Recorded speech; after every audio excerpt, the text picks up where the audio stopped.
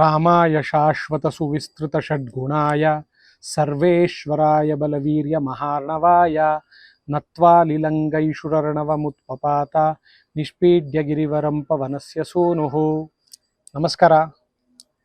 ಅಯೋಧ್ಯೆಯಲ್ಲಿ ಶ್ರೀ ರಾಮಲಲ್ಲನ ಪ್ರಾಣ ಪ್ರತಿಷ್ಠಾಪನಾ ಕಾರ್ಯ ಇದೇ ತಿಂಗಳು 22ನೇ ತಾರೀಕಿಗೆ ನೆರವೇರುತ್ತೆ.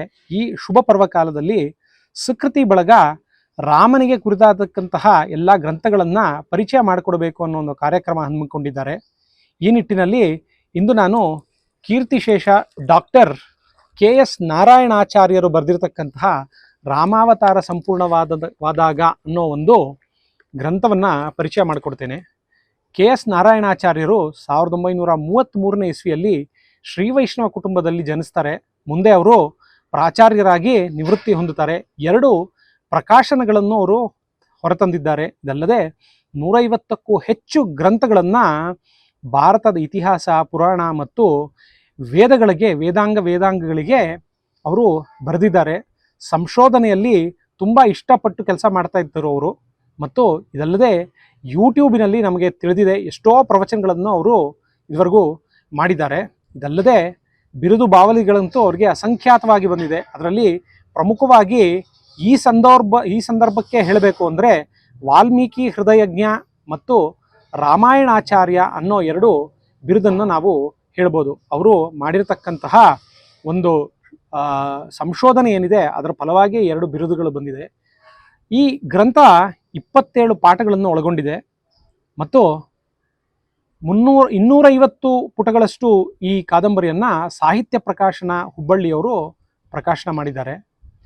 ಶ್ರೀರಾಮ ಅಶ್ವಮೇಧ ಯಜ್ಞವನ್ನು ಮುಗಿಸಿದ ಕೂಡಲೇ ಕೂತಿರ್ತಾನೆ. ಆಗ ವಾಲ್ಮೀಕಿ ಮಹರ್ಷಿಗಳು ಬಂದು ಹೇಳ್ತಾರೆ, ಈ ಸಂದರ್ಭ ಸರಿಯಾಗಿದೆ, ಕಾಡಿನಲ್ಲಿ ಇರ್ತಕ್ಕಂತಹ ಸೀತೆಯನ್ನು ಕರ್ಕೊಂಬಂದು ನೀನು ಪಟ್ಟಮಹಿಷಿಯನ್ನಾಗಿ ವಾಪಸ್ ಮಾಡ್ಕೊಳ್ಳೋದು ಉತ್ತಮ ಅಂತ ತಿಳಿಸ್ತಾರೆ. ರಾಮನು ಹೂ ಅಂತಾನೆ.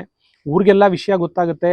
ಸೀತೆ ಬಂದು ಶಪಥ ಮಾಡಿ ರಾಮ ಸೀತೆ ಸಮಾಗಮ ಆಗುತ್ತೆ ಅಂತ. ಸೀತೆಯು ಬರ್ತಾಳೆ. ಸೀತೆ ಬಂದು ರಾಮನ ಆಸ್ಥಾನದಲ್ಲಿ ನಿಲ್ತಾಳೆ. ದೊರೆ ಮುಂದೆ ಹೇಳ್ತಾಳೆ, ದೊರೆ, ನಾನು ಲಂಕಾಯಿಂದ ಬರಬೇಕಾದ್ರೆ ನನಗೆ ಸತ್ವ ಪರೀಕ್ಷೆ ಮಾಡಿದೆ, ಅಗ್ನಿಯಲ್ಲಿ ಪ್ರವೇಶವೂ ಮಾಡಿದೆ, ನಾನು ನನ್ನ ಸತ್ವ ಏನು ಅಂತಲೂ ತೋರಿಸಿ ಮುಂದೆ ಬಂದೆ ನಾನು. ಹೀಗಾಗಿನೂ ನನಗೀಗ ಶಪಥ ಮಾಡು ಅಂತ ನೀನು ಹೇಳ್ತಾ ಇದೆಯಾ. ಈ ಶಪಥ ಎಲ್ಲ ನಾನು ಮಾಡಲ್ಲ, ನೀನು ಮಾಡ್ತಾ ಇರೋದು ಸರಿ ಇಲ್ಲ, ನಾನು ಶಪಥ ಎಲ್ಲ ತಗೊಳ್ಳಲ್ಲ ಅಂತ ಹೇಳಿ ನಾನು ಎಲ್ಲಿಂದ ಬಂದೆ ಅದೇ ಜಾಗಕ್ಕೆ ಹೋಗ್ತೀನಿ, ನನ್ನ ಅವತಾರವು ಸಮಾಪ್ತಿಯಾಗಲಿ ಅಂತ ಹೇಳ್ತಾಳೆ. ಭೂಮಿ 2 ಇಬ್ಬಾಗ ಆಗುತ್ತೆ. ಭೂಮಿ ತಾಯಿ ಬರ್ತಾಳೆ. ಭೂಮಿ ತಾಯಿ ಬಂದು ಸೀತೆಯನ್ನು ರಸಾತಳಕ್ಕೆ ಕರ್ಕೊಂಡು ಹೊಟ್ಟೋಗ್ತಾಳೆ. ಮತ್ತೆ ಭೂಮಿ ಕೂಡ್ಕೊಳ್ಳುತ್ತೆ. ರಾಮ ತನ್ನ ಸಿಂಹಾಸನದಿಂದ ಓಡೋಡಿ ಬಂದು ಮಂಡಿಯೂರಿ ಸೀತೆ ರಸಾತಳವಾದ ಪ್ರದೇಶದಲ್ಲಿ ಕುಳಿತುಕೊಳ್ತಾನೆ. ಲವಾಕುಶರನ್ನ ಇಟ್ಕೊಂಡು ರೋಧಿಸ್ತಾನೆ, ಅಳ್ತಾನೆ. ಆಗ ವಸಿಷ್ಠ ಮಹರ್ಷಿಗಳು ಬರ್ತಾರೆ, ಹೇಳ್ತಾರೆ, ಏನಪ್ಪ ರಾಮ, ನೀನೇ ಜಗನ್ನಾಟಕ ಸೂತ್ರಧಾರಿ, ನೀನೇ ಈ ಥರ ಹತ್ರಗೆ ಯುಗಾಂತ್ಯವಾಗ್ತಾ ಇದೆ, ಅದರಿಂದನೇ ಈ ಥರ ಒಂದು ವಿಷಯಗಳ ಬೆಳವಣಿಗೆಗಳು ಆಗ್ತಾ ಇದೆ, ನಡಿ ಮುಂದಿನ ಕೆಲಸ ನೋಡೋಣ ಅಂತ ವಸಿಷ್ಠರು ಹೇಳ್ತಾಳೆ. ಹಾಗೆ ರಾಮನು ಸರಿ ಅಂತ ಮುಂದೆ ಹೋಗ್ತಾನೆ. ರಾಮ ಸೀತೆಯ ಅವನ ಜೊತೆ ಇಲ್ಲದೆ ಇರಬೇಕಾದ್ರೆ ಬಂಗಾರದ ಸೀತೆಯೊಂದನ್ನು ಇಟ್ಕೊಂಡಿರ್ತಾನೆ ಯಾವಾಗಲೂ ತನ್ನ ಅರಮನೆಯಲ್ಲಿ, ತನ್ನ ಕೋಣೆಯಲ್ಲಿ. ಮತ್ತು ಪಟ್ಟಮಹಿಷಿಯಾಗೆ ಮತ್ತು ಯಾವಾಗ ಯಾಗ ಯಜ್ಞಾದಿಗಳಿಗೆ ತನ್ನ ಸೀತೆ ಯಾವಾಗ ಬೇಕಾಗುತ್ತೋ ಬಂಗಾರದ ಸೀತೆಯನ್ನು ಪಕ್ಕದಲ್ಲೇ ಇಟ್ಕೊಂಡಿರ್ತಾನೆ. ಈ ಒಂದು ಸೀತಾ ರಸತಲ ಪ್ರವೇಶವಾದ ಕೂಡಲೇ ಈ ಬಂಗಾರದ ಸೀತೆ ಮಾತಾಡ್ಲಿಕ್ಕೆ ಶುರು ಮಾಡ್ತಾಳೆ. ರಾಮನ ಮಹಾಪ್ರಸ್ಥಾನ ಆಗೋ ತನಕ ಈ ಬಂಗಾರದ ಸೀತೆ ರಾಮನ ಹತ್ರ ಎಷ್ಟೋ ವಿಷಯಗಳನ್ನು ಹಂಚ್ಕೋತಾ ಇರ್ತಾಳೆ, ಮಾತಾಡ್ತಾ ಇರ್ತಾಳೆ. ಇದನ್ನು ನಾರಾಯಣಾಚಾರ್ಯರು ತಿಳಿಸಿದ್ದಾರೆ.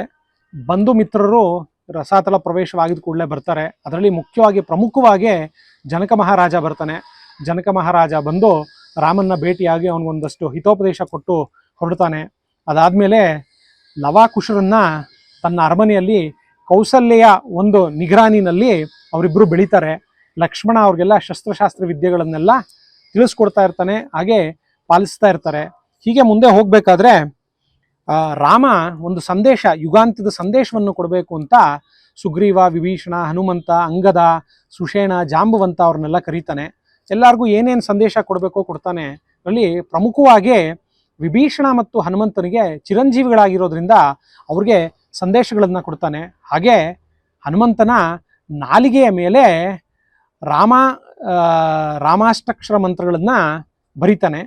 ಬರೆದುಬಿಟ್ಟು ಸಂಗ್ರಹ ರಾಮಾಯಣವಾಗಿ ಇದು ನಿನ್ನ ನಾಲಿಗೆಯ ಮೇಲೆ ನಿನ್ನ ಸ್ಮೃತಿಯಲ್ಲಿ ಯಾವಾಗಲೂ ಇರಲಿ ಅಂತ ತಿಳಿಸ್ತಾನೆ. ಹನುಮಂತನಿಗೆ ಆನಂದ ಬಾಷ್ಪ ಬಂದು ಹೋಗುತ್ತೆ. ಇದಾದ್ಮೇಲೆ ಮುಂದೆ ಹಾಗೆ ಹೋದಾಗ ಅಗಸ್ತ್ಯರು ಬರ್ತಾರೆ. ಅಗಸ್ತ್ಯರು ತಮ್ಮ ಹಿತೋಪದೇಶವನ್ನ ರಾಮನಿಗೆ ತಿಳಿಸ್ತಾರೆ. ಅದಾದ್ಮೇಲೆ ಒಂದು ಕಾಲಘಟ್ಟದಲ್ಲಿ ಒಬ್ಬ ಬ್ರಾಹ್ಮಣ ಮನುಷ್ಯ ಬಂದು ಹೇಳ್ತಾನೆ, ತನ್ನ ಮಗುವಿನ ಸಾವಾಗಿದೆ, ಈ ಸಾವು ಸ್ವಾಭಾವಿಕವಾಗಿದ್ದಲ್ಲ, ಆದ್ರಿಂದ ನೀನು ನಿನಗೆ ನ್ಯಾಯ ಒದಗಿಸಬೇಕು ರಾಮ ಅಂತ ಕೇಳ್ತಾನೆ. ರಾಮ ಈ ಒಂದು ಸಾವಿನ ಹಿಂದೆ ಏನು ಅಡಗಿದೆ ಅಂತ ಪೂರ್ತಿ ಇನ್ವೆಸ್ಟಿಗೇಷನ್ ರೂಪಿನಲ್ಲಿ ಮಾಡ್ತಾನೆ. ಅದರಲ್ಲಿ ಅವನಿಗೆ ತಿಳಿಬರತಕ್ಕಂಥದ್ದು ಶಂಭೂಕ. ನಮಗೆಲ್ಲ ಶಂಭೂಕ ತಿಳಿದಿದೆ, ಮೂಲ ರಾಮಾಯಣದಲ್ಲಿದೆ, ಬಟ್ ಆ ಶಂಭೂಕ ಅಲ್ಲ, ಇದು ಬೇರೆ ಶಂಭೂಕ. ಶಂಭೂಕ ಈ ಒಂದು ಅಸ್ವಾಭಾವಿಕ ಸಾವಿಗೆ ಕಾರಣರಾಗಿರ್ತಾನೆ. ಆತನಿಗೆ ಮರಣದಂಡನೆಯನ್ನು ಕೊಡ್ತಾನೆ. ಆಗ ಶಂಭೂಕ ಅವನನ್ನು ಗಲ್ಲಿಗೇರಿಸಕ್ಕಿಂತ ಮುಂಚೆ ಶಂಭೂಕ ಹೇಳ್ತಾನೆ, ಯುಗ ಯುಗಾಂತರಗಳಲ್ಲಿ ನಾನು ಪ್ರೇತವಾಗಿ ಅಯೋಧ್ಯೆ ಮತ್ತು ಭರತವರ್ಷನ ಕಾಡ್ತೀನಿ ಅಂತ ಹೇಳ್ತಾನೆ. ರಾಮ ಅದ್ರ ಬಗ್ಗೆ ತಲೆ ಕೆಡಿಸ್ಕೊಳ್ಳಲ್ಲ. ಸರಿ, ಹಾಗೆ ಮುಂದೆ ಹೋದಾಗ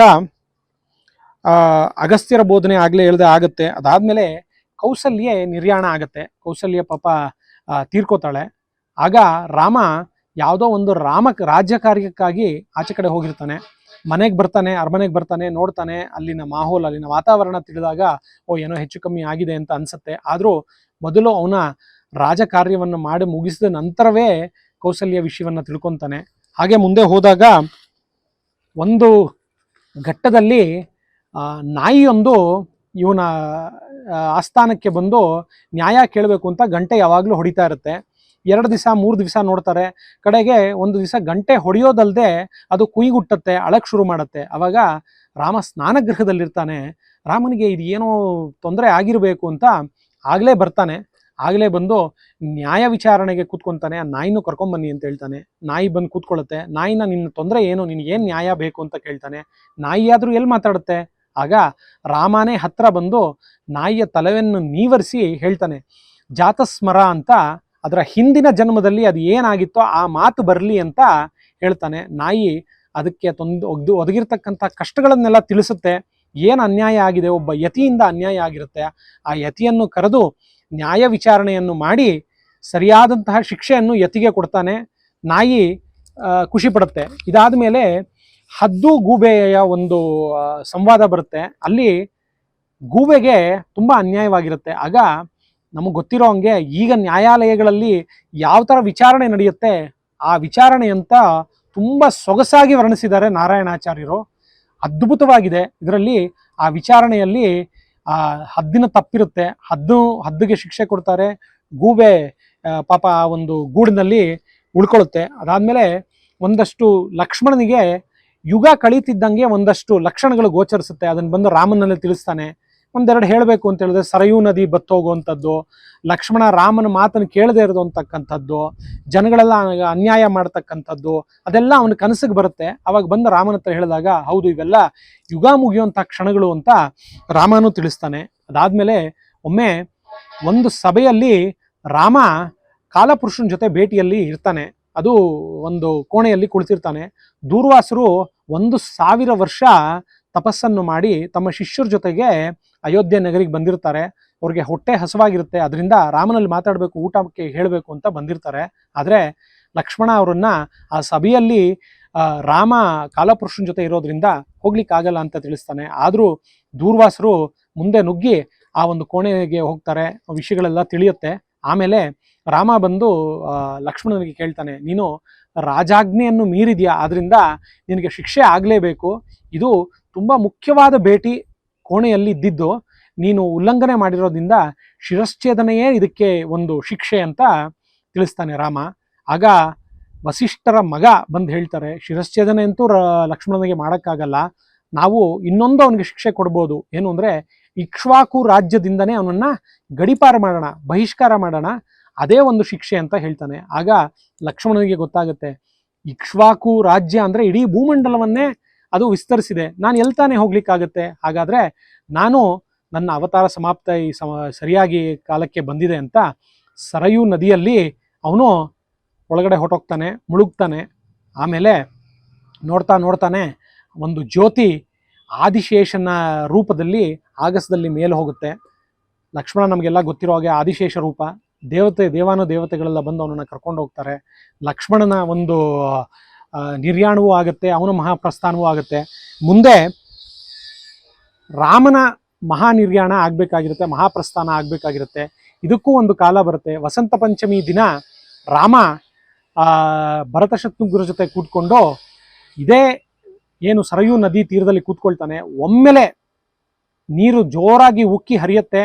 ರಾಮನ ಜೊತೆ ಮಹಾಪ್ರಸ್ಥಾನದಲ್ಲಿ ಅಯೋಧ್ಯೆ ನಗರಿಯ ವಯಸ್ಸಾದವರು, ವೃದ್ಧರು ಸಹ ಮಹಾಪ್ರಸ್ಥಾನಕ್ಕೆ ಹೊರಡ್ತಾರೆ. ರಾಮ ಮಹಾಪ್ರಸ್ಥಾನಕ್ಕೆ ಮುಂಚೆ ಹೊರಡಕ್ಕಿಂತ ಮುಂಚೆನೇ ತಿಳಿಸಿರ್ತಾನೆ, ಯುವಕರು ಯುವತಿಯರು ಮಕ್ಕಳು ಮಾತ್ರ ನನ್ನ ಜೊತೆ ಬರಬಾರ್ದು, ವಯೋವೃದ್ಧರು ಮಾತ್ರ ಬರಬೇಕು, ಅವರನ್ನು ಮಹಾಪ್ರಸ್ಥಾನಕ್ಕೆ ಕರ್ಕೊಂಡು ಹೋಗ್ತೀನಿ ಅಂತ. ಇದೆಲ್ಲದಕ್ಕಿಂತ ಮುಂಚೆ ತಾನು ಮಹಾಪ್ರಸ್ಥಾನಕ್ಕೆ ಹೊರಡಕ್ಕಿಂತ ಮುಂಚೆನೆ ಕುಶನಿಗೆ ಪಟ್ಟ ಕಟ್ಟಿ ಮಹಾರಾಜನನ್ನಾಗಿ ಮಾಡಿರ್ತಾನೆ. ಲವನಿಗೆ ಮಾತ್ರ ಒಂದು ಸಂದೇಶ ಕೊಟ್ಟಿರ್ತಾನೆ, ನೀನು ಕುಶನಿಗೆ ಯಾವಾಗ್ಲೂ ಯುವರಾಜನಾಗೇ ಇರ್ತೀಯ, ಯಾವತ್ತೂ ನಿನಗೆ ಪಟ್ಟಾಭಿಷೇಕ ಆಗಲ್ಲ, ನೀನ್ ಮಹಾರಾಜ ಆಗಲ್ಲ. ಲಕ್ಷ್ಮಣನ ತರ ನೀನ್ ಯಾವಾಗ್ಲೂ ಕುಶನ ಜೊತೆಯಲ್ಲೇ ಇರಬೇಕು ಅಂತ ತಿಳಿಸ್ತಾನೆ. ಅದು ನಮ್ಮ ಇಕ್ಷ್ವಾಕು ವಂಶದಲ್ಲಿ ರಾಮ ಲಕ್ಷ್ಮಣರು ಯಾವ ತರ ಇದ್ವಿ ಅದೇ ತರ ನೀವು ಇರಬೇಕು ಅಂತ ಅನ್ನೋ ಮಾತನ್ನ ತಿಳಿಸ್ತಾನೆ. ಈ ಮಹಾಪ್ರಸ್ಥಾನ ಆಗಿದ ಕೂಡಲೇ ಅವತ್ತಿನ ರಾತ್ರಿ ಊರಿನ ಆಚೆ 2 ಪ್ರೇತಗಳು ಒಂದು ಮರಕ್ಕೆ ಉಲ್ಟಾ ನೇತಾಕೊಂಡಿರುತ್ತೆ. ಅದರಲ್ಲಿ ಒಂದು ಶಂಭೂಕನ ಪ್ರೇತ, ಇನ್ನೊಂದು ರಾವಣನ ಪ್ರೇತ. ಶಂಭೂಕನ ಪ್ರೇತ ಹೇಳುತ್ತೆ ರಾವಣನ ಪ್ರೇತಕ್ಕೆ, ನೋಡು ನಾನು ಅವಾಗ್ಲೇ ಶಪಥ ಮಾಡಿದ ತರ ಜನ್ಮ ಜನ್ಮಾಂತರ ಯುಗ ಯುಗಾಂತರ ನಾನು ಅಯೋಧ್ಯೆ ನಗರಿಯನ್ನ ಕಾಡ್ತೀನಿ ಅಂತ. ಈಗ ರಾಮ ಹೇಗಿದ್ರು ಇಲ್ಲ, ನಾನು ಕಾಡ್ಬೋದು ಅಂತ ಮಾತಾಡ್ಕೊಳ್ತಾ ಇರುತ್ತೆ. ತಕ್ಷಣ ಚಿರಂಜೀವಿಯಾದಂತ ಹನುಮಂತ ಎಲ್ಲಿಂದನೋ ಹಾರಿ ಬಂದು ಆ 2 ಪ್ರೇತಗಳನ್ನ ಓಡಿಸ್ತಾನೆ. ಇದರಿಂದ ನಮಗೇನು ತಿಳಿಯುತ್ತೆ ಅಂತಂದ್ರೆ, ಯಾವಾಗ ಸಂಕಟಗಳು ಒದಗಿ ಬರುತ್ತೋ ಅವಾಗ ದೈವ ಸಂಕಲ್ಪದಿಂದ ದೈವವೇ ನಮಗೆ ಸಹಾಯ ಮಾಡುತ್ತೆ ಅಂತ. ಇದಾಗಿದ ಕೂಡಲೇ ಗ್ರಂಥ ಮುಕ್ತಾಯ ಆಗುತ್ತೆ.